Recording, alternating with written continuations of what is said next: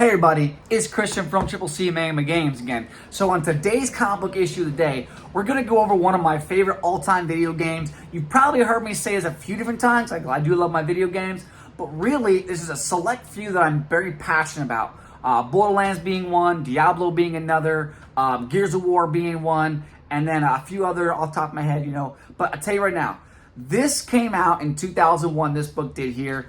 There are two variations of the series, but I'm just going to go over one called Diablo, The Tales of Sanctuary. It's a one-shot book, a 64-page book in its completion. Not only does it have multiple stories inside of it, the artwork is very good. It's very reminiscent of what you would expect from the original Diablo game from Windows 1998, Windows 96, what do you want to call it, from the computer days back in the day, right?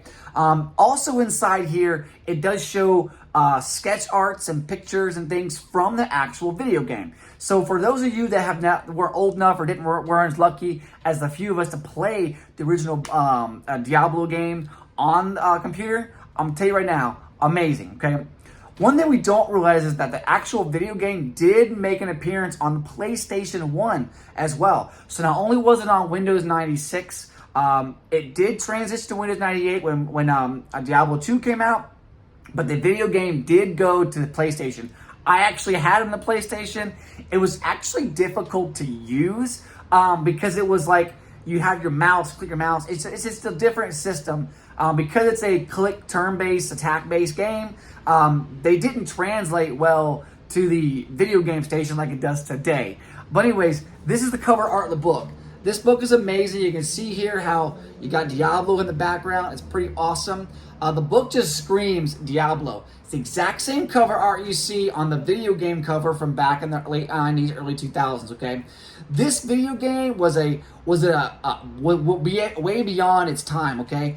This video game here sparked so many new things that we see today. And the fact that it's on video games now, it's cross-platform. I can play with different characters and stuff, right? Computer, Xbox, PlayStation, Steam, even on the Switch now, which is fantastic.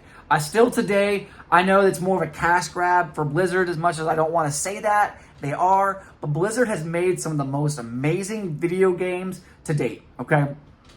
The cool thing about this book here, it goes over 3 stories.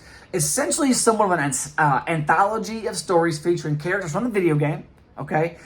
Discussing things about Hale, a druid, Asgard, Barbarian, Rent, and then the Necromancer, Cairo, okay? So those are the 3 main characters that you're actually following through. It starts off with one story about Asgard. It goes into the Barbarian, Rennet, and then it goes into a final story about Necromancer, Cairo, okay? Really, really good book. For those of you that are a fan of this kind of artwork, for those of you that like video games that translated from comic books to the video games era, it's a really good book to have. Honestly, I like it because it's just one of my favorite video games out there.